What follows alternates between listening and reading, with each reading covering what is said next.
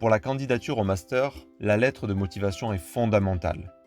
Avant de vous lancer dans la rédaction de celle-ci, il est important de vous poser une série de questions. Pourquoi suis-je intéressé par cette université et cette formation? En quoi mon profil pourrait-il être intéressant? Quels projets, réalisations effectuées dans le cadre de mes stages, travaux d'études, sont en lien avec la formation souhaitée? Quel est mon parcours universitaire et quel est le lien avec la formation visée? Quel est mon projet professionnel? La question que vous devez vous poser dans un premier temps vous aidera à rédiger votre premier paragraphe. Pourquoi suis-je intéressé par cette université et cette formation? Différentes raisons me poussent à candidater.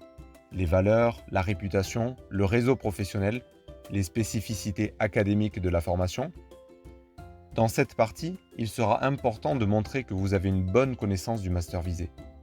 Pour cela, vous pouvez vous aider des fiches formation disponibles sur le site de l'université ciblée ou vers les fiches du répertoire national de certification professionnelle.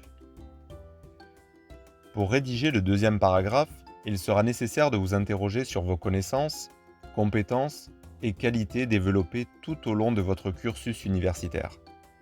Pour cela, il faudra lister l'ensemble de vos connaissances, compétences et qualités et mettre en évidence celles en lien avec la formation ciblée. Si lors de votre licence, vous avez eu l'opportunité de faire un stage ou de vivre une autre expérience professionnelle en lien avec le master souhaité, il est important de le mettre en valeur. Dans le dernier paragraphe, il sera question de présenter votre projet professionnel et montrer comment le diplôme ciblé vous permettra de le concrétiser à travers les connaissances et compétences développées pendant la formation. La lettre de motivation n'est pas une formalité, elle a un réel impact sur votre candidature. Par conséquent, veillez à bien mettre en avant vos motivations au travers d'arguments percutants. La lettre de motivation doit respecter les codes d'un courrier classique.